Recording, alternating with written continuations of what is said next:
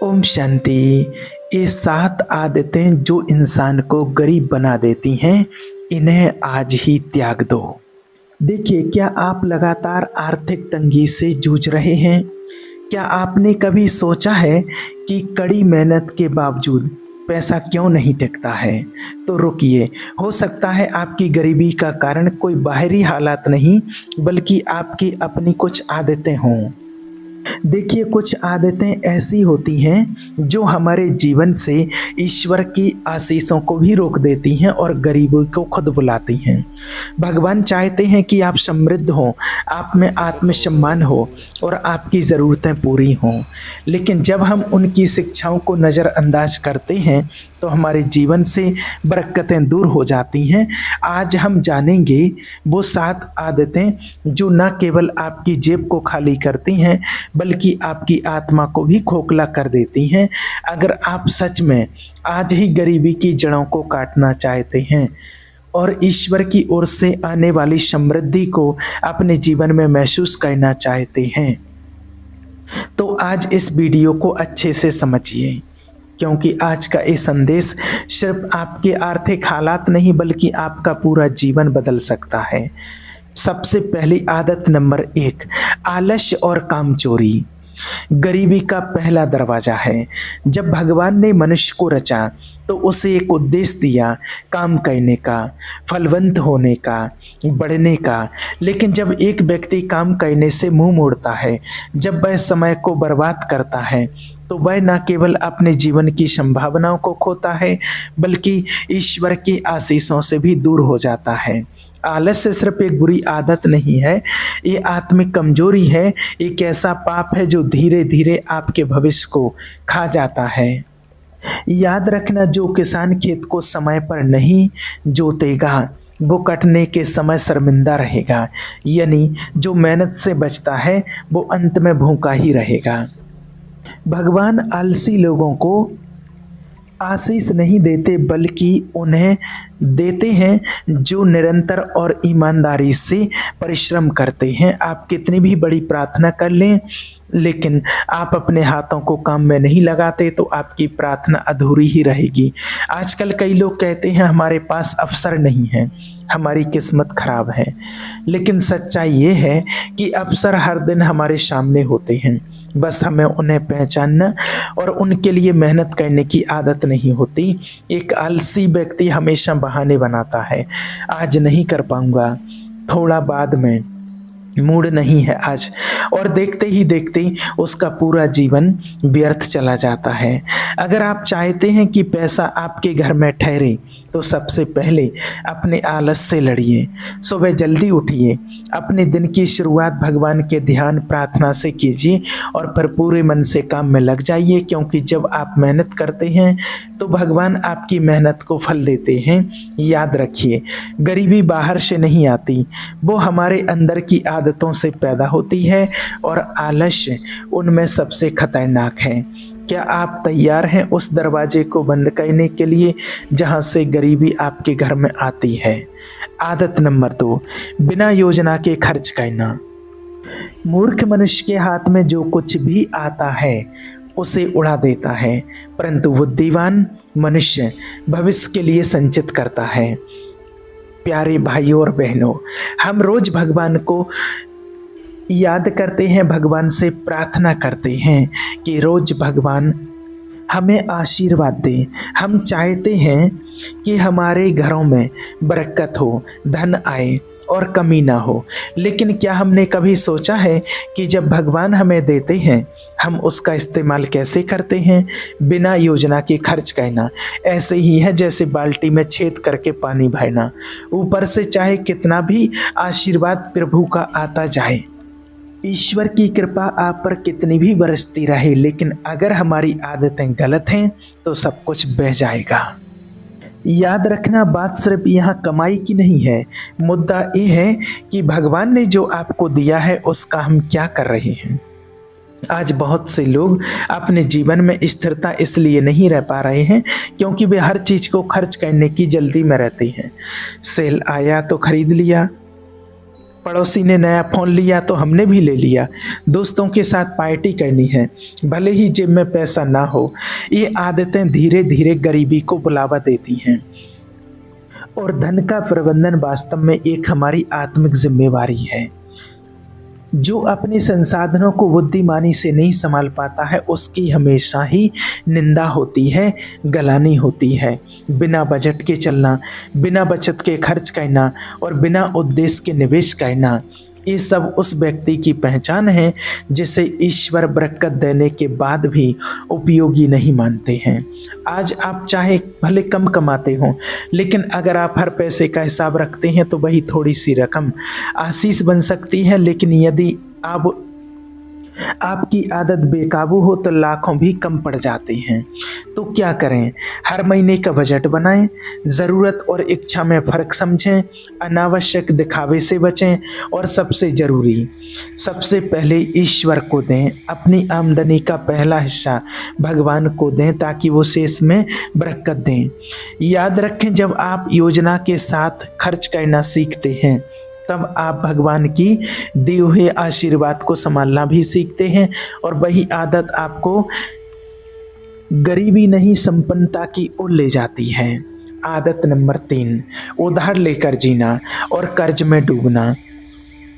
याद रखना, कभी किसी का कर्जदार मत बनो, सिवाय प्रेम के।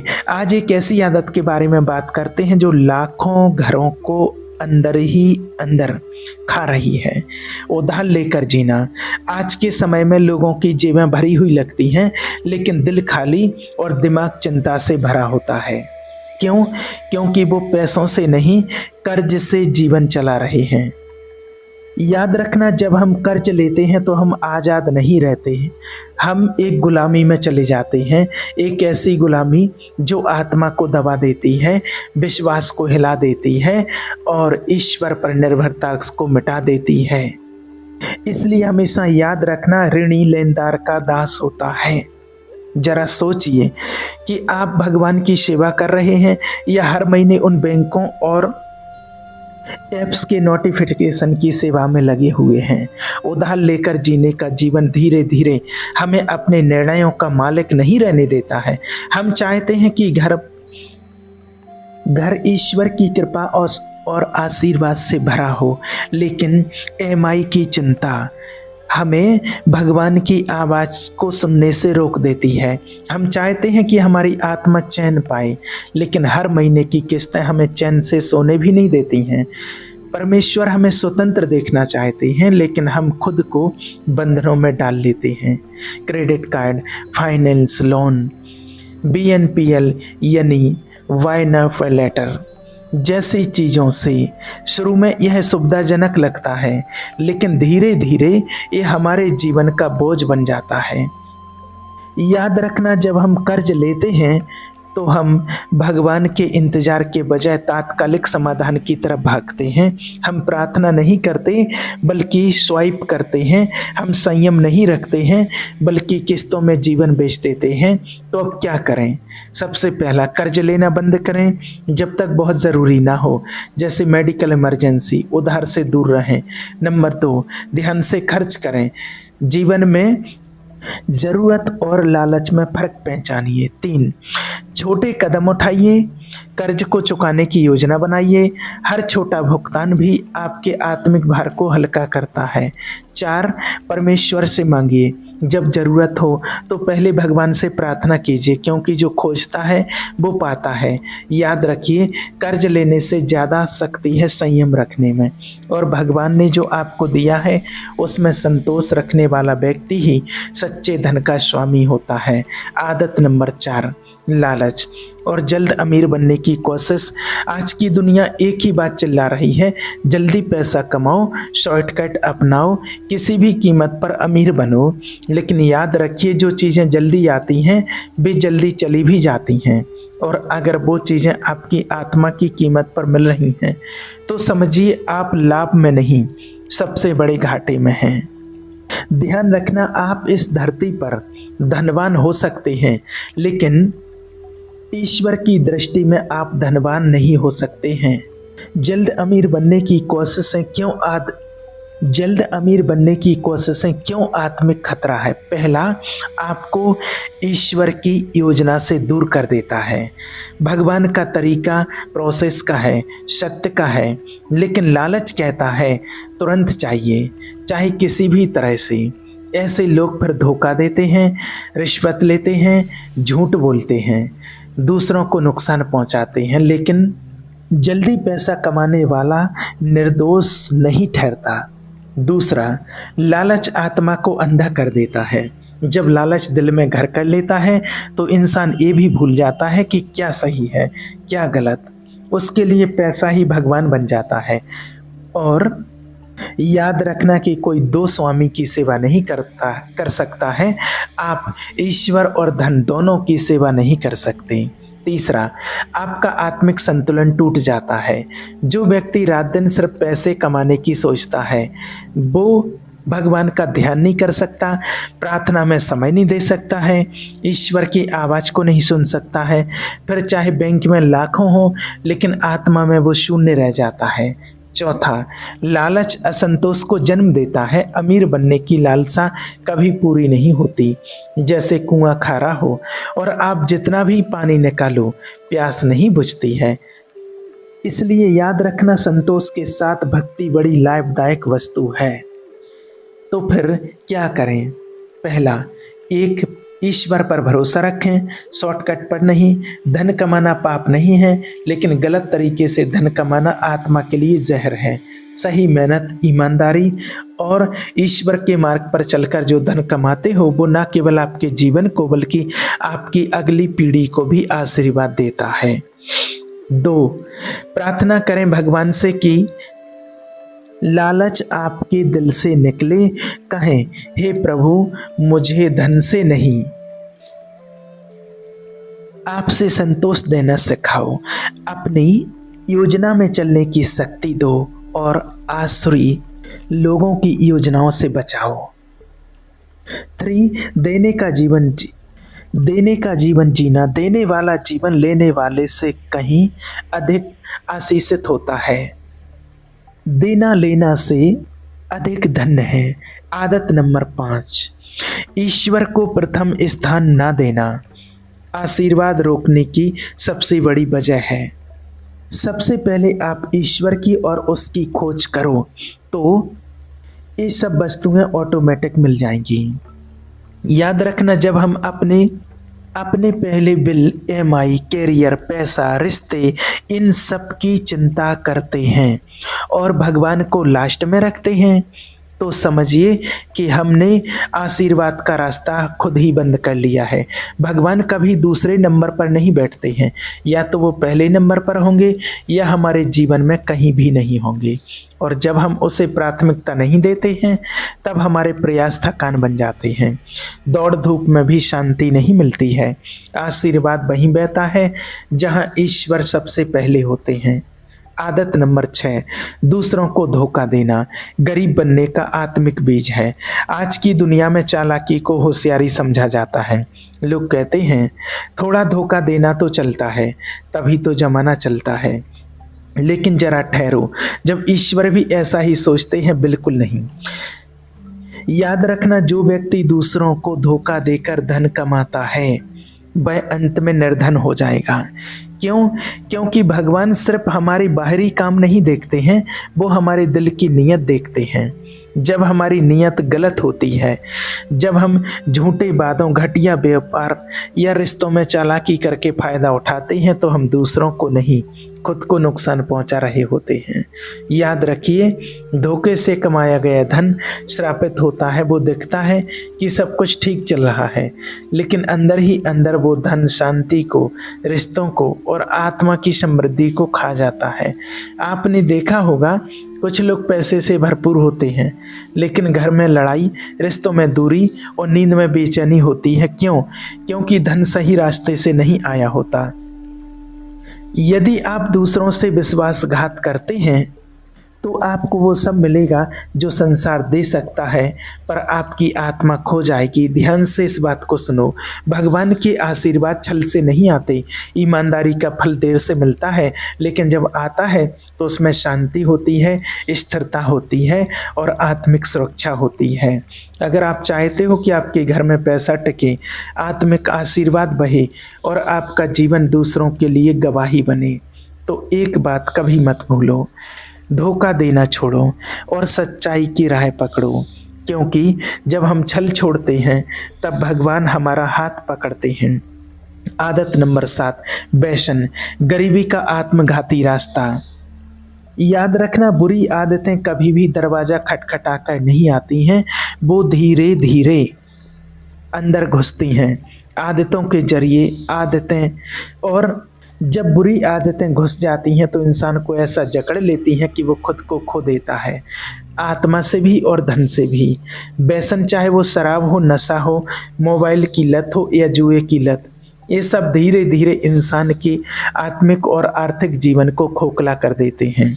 शुरुआत मज़े से होती है, दोस्त बोलते हैं थोड़ा सा ही तो है, लेकिन धीरे धीरे वो थोड़ा ज़िंदगी का बहुत कुछ छीन लेता है।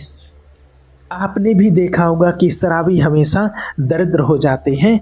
क्यों? क्योंकि व्यसन समय को खाता है, ऊर्जा को चूसता है और धन को बहा देता है।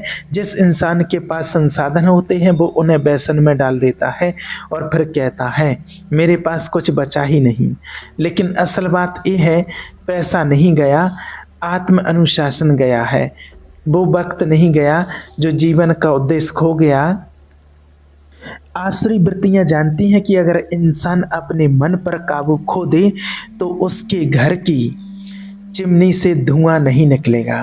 वो घर जो कभी खुशियों से गूंजता था अब आंसुओं और चिंताओं से भरा रहेगा।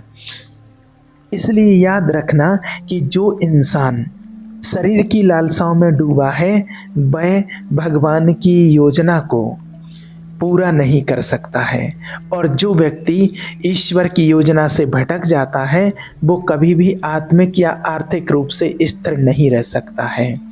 अगर आप चाहते हैं कि आपके जीवन में पैसा टिके, भगवान का आशीर्वाद रहे और आत्मा आपकी शांति से भरी रहे, तो आप आज ही व्यसन को त्यागने का संकल्प लें। वो हर चीज़ जो आपको भगवान से दूर करती है वो तुम्हारी गरीबी का बीज है। ईश्वर हमें मुक्ति देने के लिए आए हैं, व्यसन से भी, बंधन से भी और गरीबी से भी। पर उसके लिए आपको अपने मन का दरवाज़ा खोलना होगा और उस बुराई से खुद को अलग करना होगा जो आपकी आत्मा को लूट रही है। तो इन 7 आदतों को जानकर शायद आपको लगा हो कि ये तो मेरी ज़िंदगी में भी है, लेकिन भगवान का प्रेम कभी देर नहीं करता। आज भी अगर हम लौट आएं तो वह हमें उठा सकता है। गरीबी सिर्फ जेब की नहीं होती, आत्मा की भी होती है। भगवान चाहते हैं कि तुम समृद्ध रहो, सिर्फ धन में नहीं, शांति, विश्वास और सच्चे आनंद में भी। लेकिन उसके लिए ज़रूरी है कि हम अपने जीवन का सिंहासन उसे सौंप दें। इसलिए सबसे पहले ईश्वर की खोज करो, उसको अपने जीवन में अपनाओ, बाकी सब कुछ आपको मिल जाएगा। तो आज ही निर्णय लें, इन गलत आदतों को छोड़ दें और अपने जीवन में ईश्वर को पहला स्थान दें। यकीन मानिए आशीर्वाद आपके जीवन में दौड़कर आएगा और गरीबी के सारे दरवाजे बंद हो जाएंगे। अब आप पर है, क्या आप बदलाव चाहते हैं? तो आज ही अब भी कमेंट बॉक्स में लिखिए, मैं अपने जीवन में बदलाव लाने के लिए तैयार हूँ। ओम शांति।